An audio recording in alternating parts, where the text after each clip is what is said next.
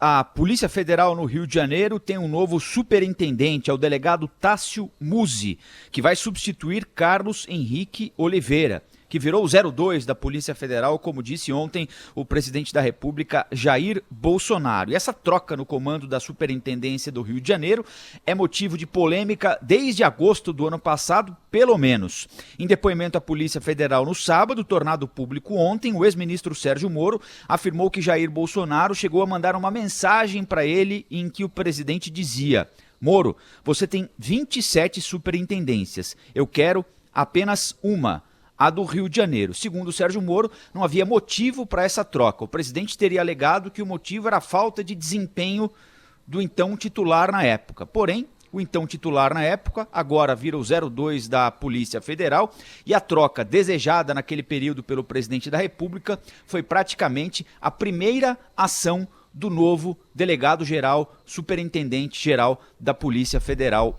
do Brasil. Para contar para o nosso ouvinte, Rafael, Tássio Musi, novo superintendente da Polícia Federal no Rio de Janeiro, centro aí da tempestade envolvendo Bolsonaro e Moro, está na PF desde 2003. Foi superintendente interino no estado durante 5 meses no ano passado, portanto já exerceu essa função no Rio, participou de várias investigações grandes de combate à corrupção na Polícia Federal, como a Operação Gladiador, que prendeu o ex-chefe de Polícia Civil do Rio de Janeiro, Álvaro Lins. Também foi chefe da Delegacia de Repressão à Corrupção e Crimes Financeiros, da Superintendência a Crimes Financeiros, atuou no Departamento de Recuperação de Ativos e Cooperação Jurídica Internacional, portanto é um funcionário com longa carreira também de entrega na Polícia Federal. Tem um currículo importante, né, Thaís? É isso que a gente dizia no começo do programa, que ele foi escolhido com a anuência dos policiais federais mais importantes do Rio de Janeiro, claro, do novo diretor-geral da Polícia Federal do Rio de Janeiro, e que, por ser um delegado tão experiente e ter participado de tantas operações relevantes, ele seria um nome acima de qualquer suspeita, e precisa ser um nome acima de qualquer suspeita, porque o interesse do presidente Jair Bolsonaro na superintendência da Polícia Federal do Rio de Janeiro chama a atenção. Ele justifica essa atenção toda no Rio de Janeiro, dizendo é o meu estado.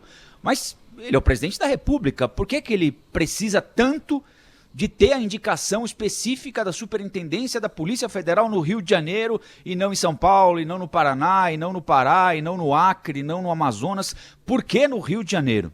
Né?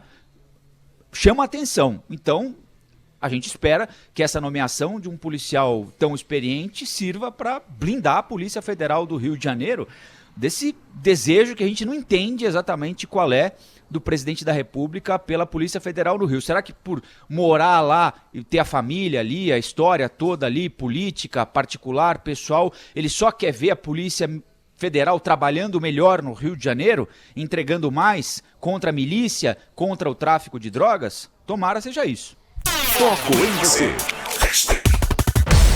Uso de máscaras obrigatório em São Paulo a partir de amanhã, quinta-feira. Bruna Barbosa, repórter da Rádio Bandeirantes, ao vivo com os detalhes. Como é que vai funcionar isso, Bruna? Bom dia. Oi, Thaís, bom dia a todos. Olha, essa obrigatoriedade do uso de máscaras vai ser fiscalizada aqui em São Paulo por agentes sanitários estaduais ou pela Polícia Militar. O equipamento de proteção deverá ser usado por consumidores, fornecedores, clientes, empregados, colaboradores, agentes públicos e prestadores de serviço. Um decreto publicado nesta quarta-feira pela Prefeitura de São Paulo não detalha qual será a multa para quem descumprir a regra. No entanto, segundo o governo estadual, a penalidade pode variar de R$ 276 a R$ 276 mil. Os estabelecimentos comerciais que estão abertos deverão disponibilizar máscaras aos funcionários, assim como luvas, se o uso for recomendado por normas técnicas. Isso é, eles devem fazer o que o poder público não está fazendo, né, Bruno? Agora, que desproporção, hein? Multa de R$ 276 mil, em que condições isso? Essa é uma dúvida que deve ser esclarecida logo mais, Paulo. Às 11 horas, numa coletiva de imprensa, a Prefeitura deve anunciar Por que essa discrepância, né? R$ 276 até 276 mil? Fora que essa é uma sugestão do governo estadual, a prefeitura em nenhum momento no decreto detalhou qual será de fato a multa para quem descumprir essa regra. Os estabelecimentos comerciais que estão abertos deverão disponibilizar essas máscaras para os funcionários e também luvas, se o uso for recomendado por normas técnicas. Cabe ao comércio também o fornecimento de álcool em gel 70 ou qualquer outro produto similar para a higienização das mãos de prestadores de serviço, frequentadores ou consumidores. São várias medidas anunciadas pela prefeitura. Eu destaco mais uma: a administração municipal pedindo para que agências bancárias, bancos, lotéricas, farmácias, supermercados e outros serviços essenciais reservem aos idosos sempre a primeira hora do horário ali de atendimento. Primeiro horário exclusivo de todos esses serviços deverá ser para pessoas acima de 60 anos. Repito, todos esses detalhes devem ser divulgados logo mais numa coletiva às 11 horas da manhã, Thaís. Boa. Olha, Bruna, eu acho o seguinte, se o acordo vamos usar máscara, que há a informação das autoridades da área da saúde que nós teremos a possibilidade de sair mais cedo dessa quarentena, eu acho que está no preço.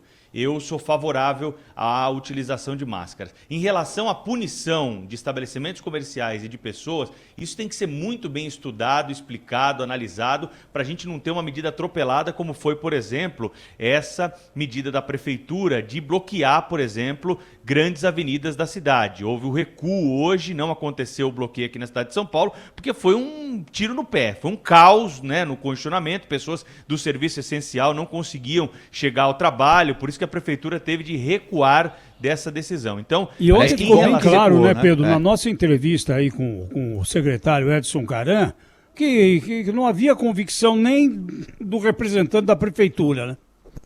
Exatamente. Então, eu acho que nessa questão das máscaras, a gente precisa ir de degrau em degrau também e não impedir o funcionamento daqueles poucos serviços que já estão funcionando, né? E tem outra, né, Pedro? Ontem eu estava conversando com um comerciante e ele me disse o seguinte: ótimo, primeiro, eu não tenho mais segurança na porta porque o segurança foi dispensado, né?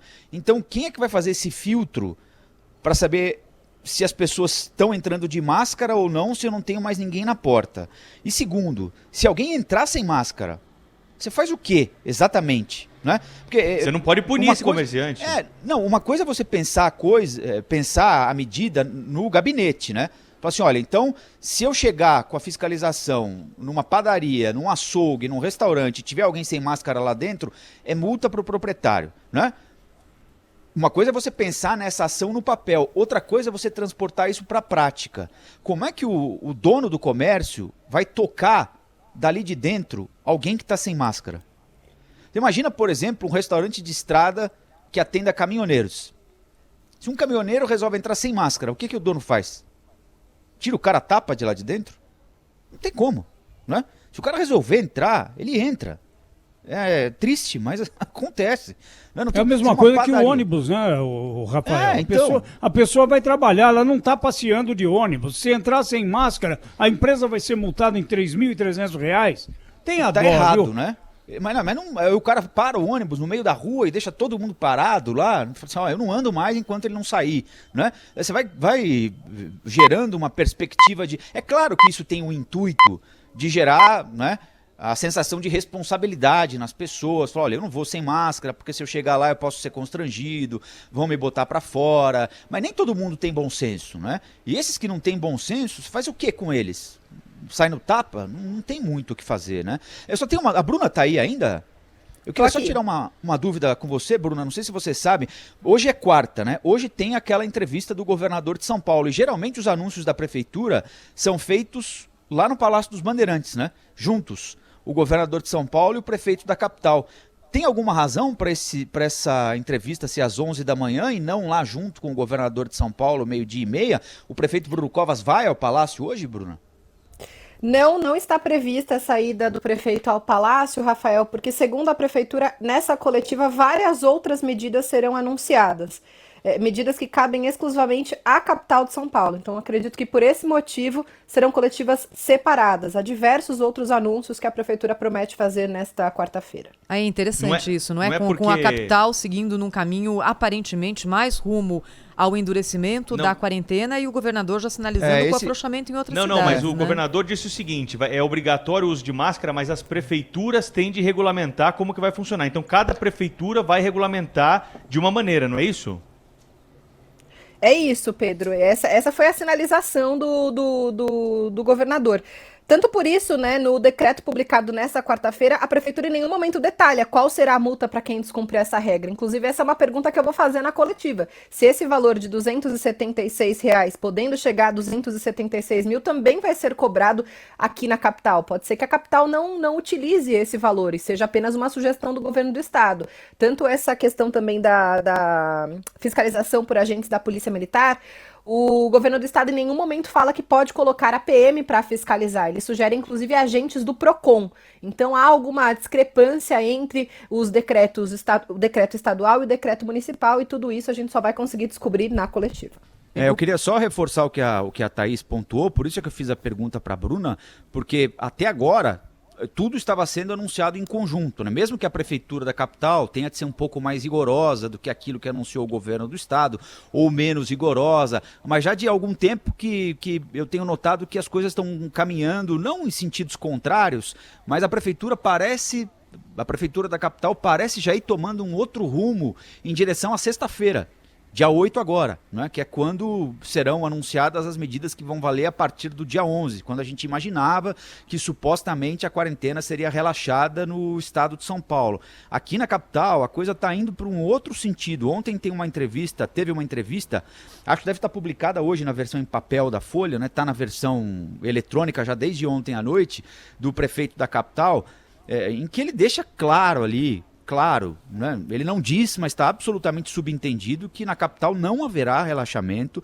Há inclusive uma intenção de em 2 semanas transformar os CEUs, os Centros Educacionais Unificados em São Paulo, em locais para atendimento de pessoas que precisem ficar em isolamento, não graves, acometidas pela Covid-19. Então, em São Paulo, a coisa está indo completamente num outro sentido. A única coisa que me chama a atenção é o fato de esses anúncios ocorrerem em ambientes e em horários separados.